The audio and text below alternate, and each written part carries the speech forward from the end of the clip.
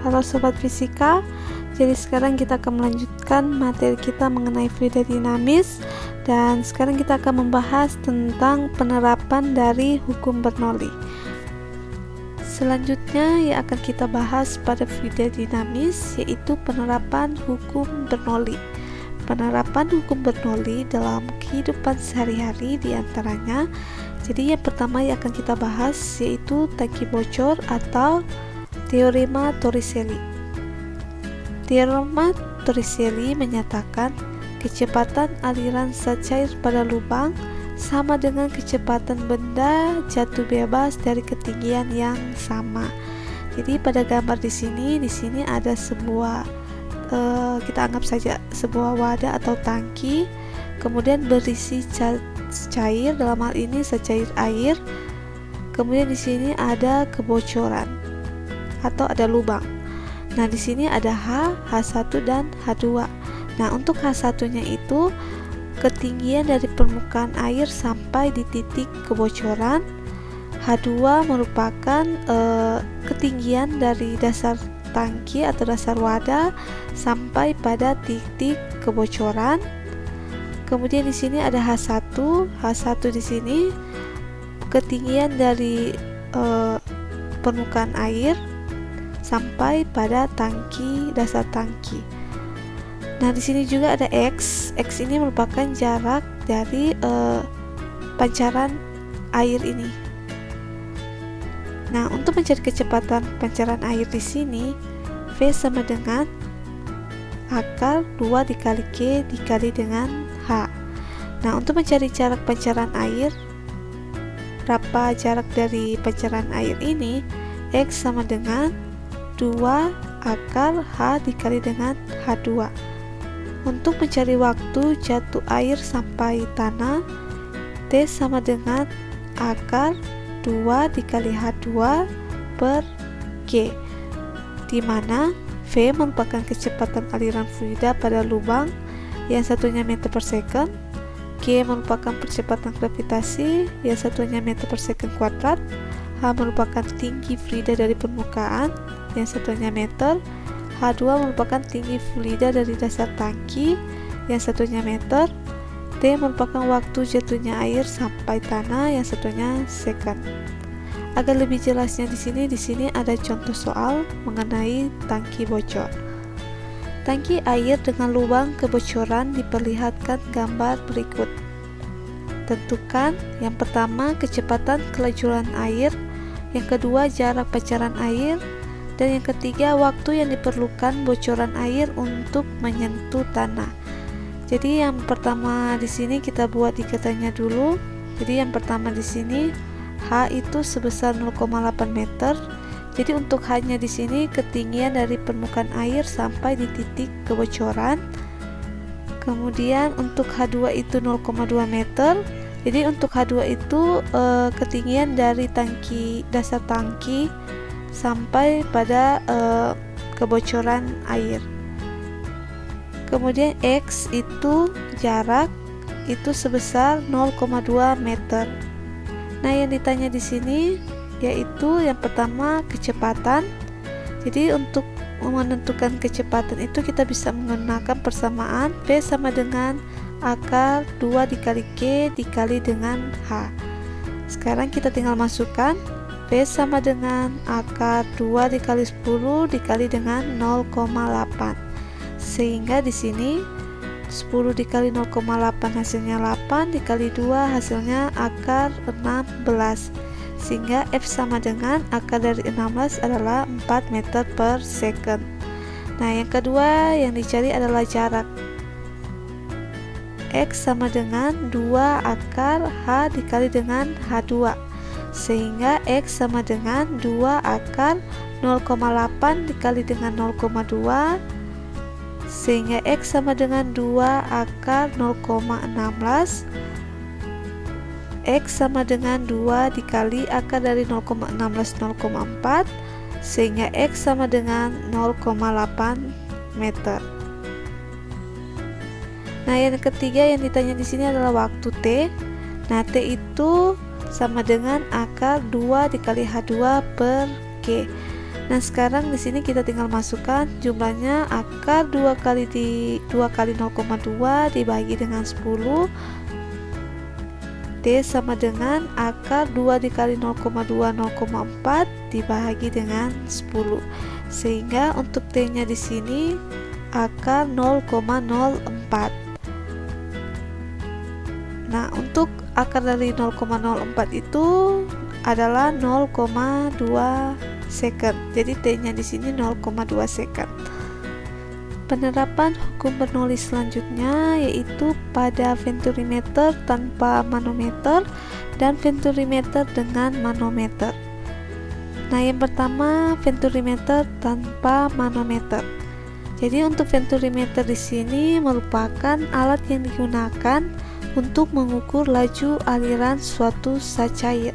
Sedangkan manometer di sini adalah alat mengukur tekanan udara di ruang tertutup. Nah, untuk venturimeter di sini, alat ini adalah sebuah pipa seperti ini dengan penyempitan atau pengecilan diameter. Jadi pada gambar di sini ada pipa, kemudian di sini ada pipa besar, dan di tengahnya itu ada pipa yang kecil. Setelah dia mengecil, dia akan kembali lagi ke pipa yang besar. Di sini ada ketinggian pipa zat cair, yaitu H. Untuk pipa yang besar, dia memiliki ketinggian di sini, dan untuk pipa yang kecil, dia memiliki ketinggian yang di sini. Sehingga selisih antara ketinggian pipa yang besar dan pipa yang kecil itu merupakan H. Nah, untuk kelajuan airnya di sini juga berbeda, di mana kelajuan F1 pada pipa yang besar pasti akan berbeda dengan kelajuan F2 pada pipa yang mengecil. Untuk luas penampang yang besar yaitu S1, dan untuk luas penampang yang mengecil yaitu A2. Begitu juga untuk P tekanan.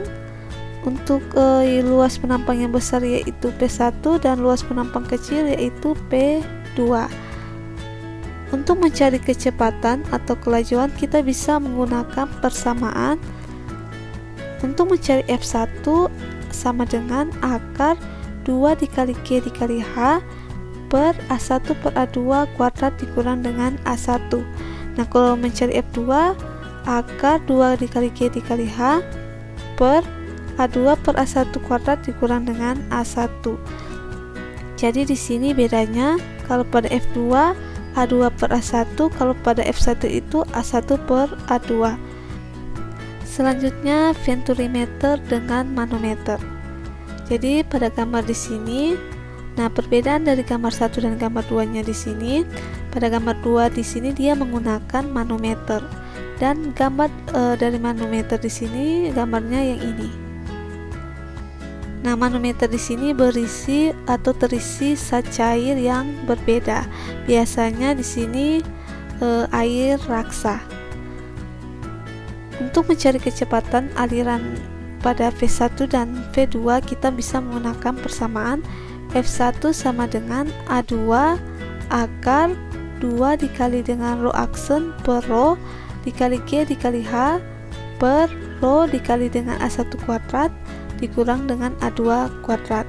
Nah, untuk mencari F2 berarti A1 dikali akar 2 dikali rho aksen dikali rho dikali G dikali H per rho dikali dengan A1 kuadrat dikurang dengan A2 kuadrat.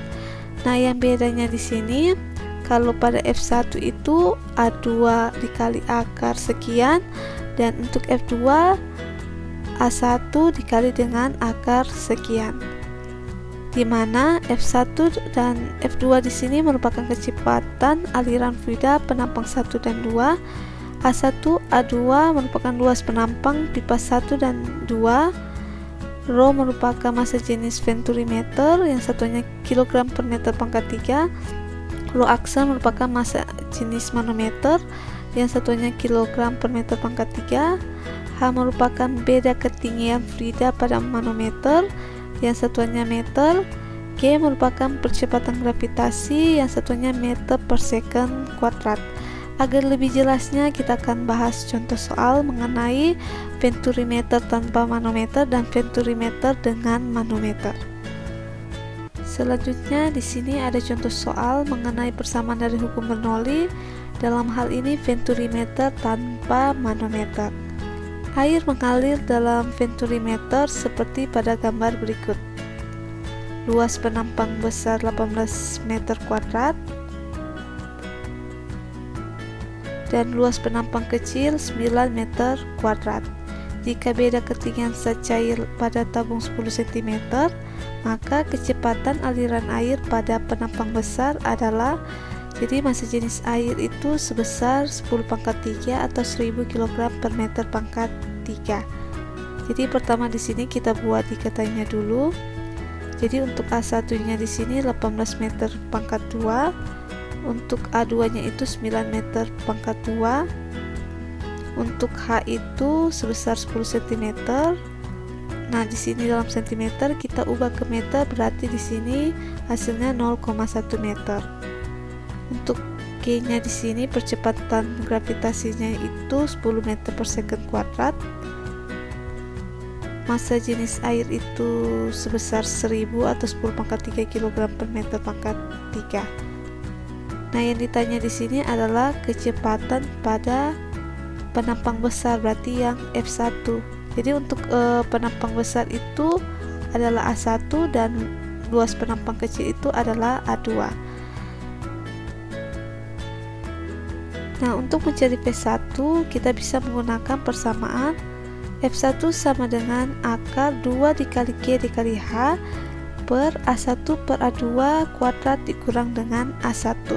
Nah, sekarang kita tinggal masukkan jumlah yang ada di sini pada persamaan ini, sehingga akar 2 dikali 10 dikali 0,1 per 18 per 9 kuadrat dikurang dengan 1, sehingga 10 dikali 0,1 hasilnya 1, dikali 2 hasilnya 2, per 18 dibagi 9 hasilnya 2 kuadrat dikurang dengan 1, sehingga di sini 2 per 2 kuadrat itu hasilnya itu 4 dikurang 1 hasilnya 3, sehingga di sini kita hilangkan akar, maka akar 2/3 dikali dengan akar 3 per akar 3, sehingga akar 2 dikali akar 3 akar 6, akar 3 dikali akar 3 hasilnya 3, sehingga di sini bisa kita tulis kembali 1/3 akar 6,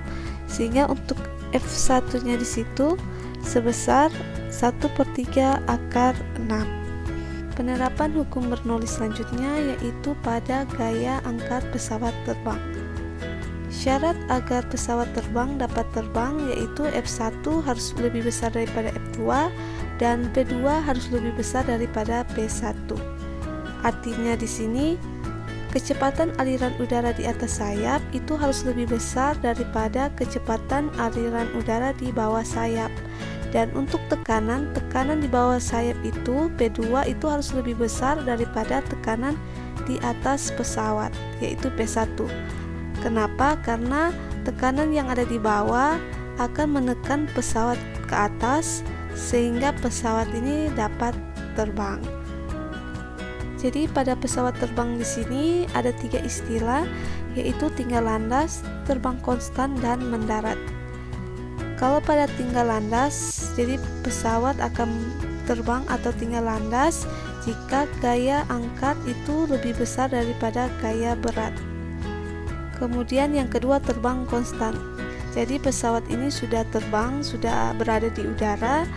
Nah, untuk gaya angkat di sini harus sama dengan gaya berat. Dan yang ketiga mendarat. Jadi pesawat akan mendarat atau akan landing jika F angkat lebih kecil daripada gaya berat.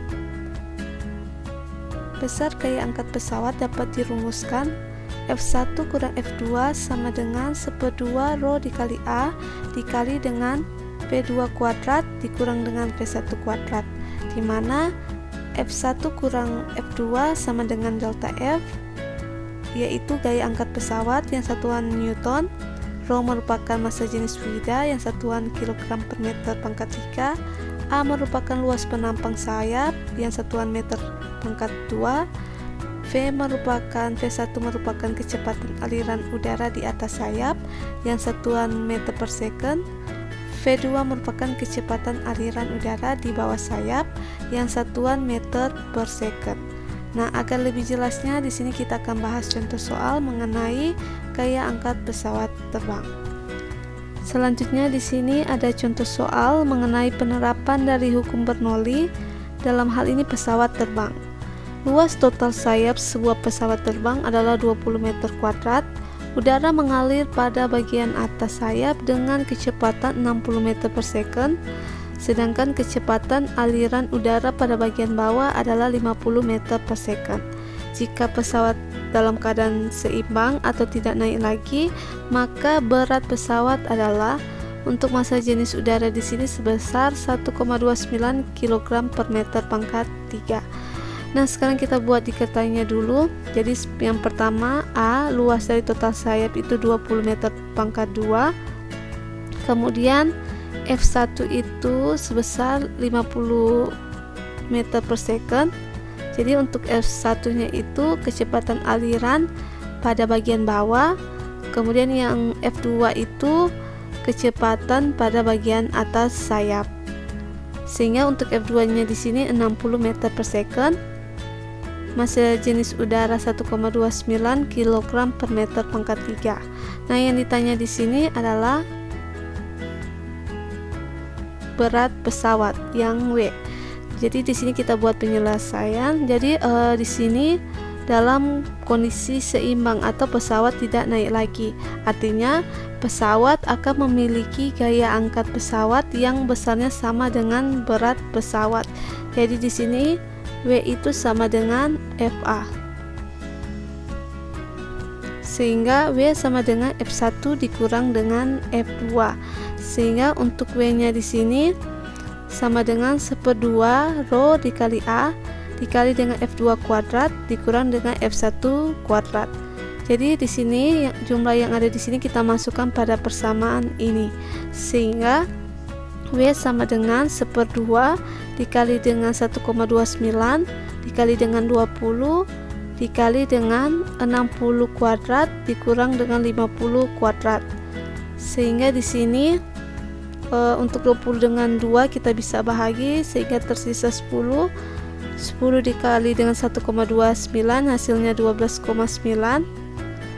Kemudian kita kalikan 60 kuadrat itu hasilnya 3600 dikurang dengan 50 kuadrat itu hasilnya 2500. Sehingga di sini bisa kita tulis W sama dengan 12,9, 3600 dikurang 2500 hasilnya 1100. Sehingga untuk W-nya di sini kalau kita kalikan ini maka kita dapat 14.190. Jadi berat W-nya itu sebesar 14.190 meter per second. Demikian untuk materi kita mengenai fluida dinamis. Dan untuk materi selanjutnya mengenai suhu dan kalor bisa kalian tonton pada video pembelajaran selanjutnya.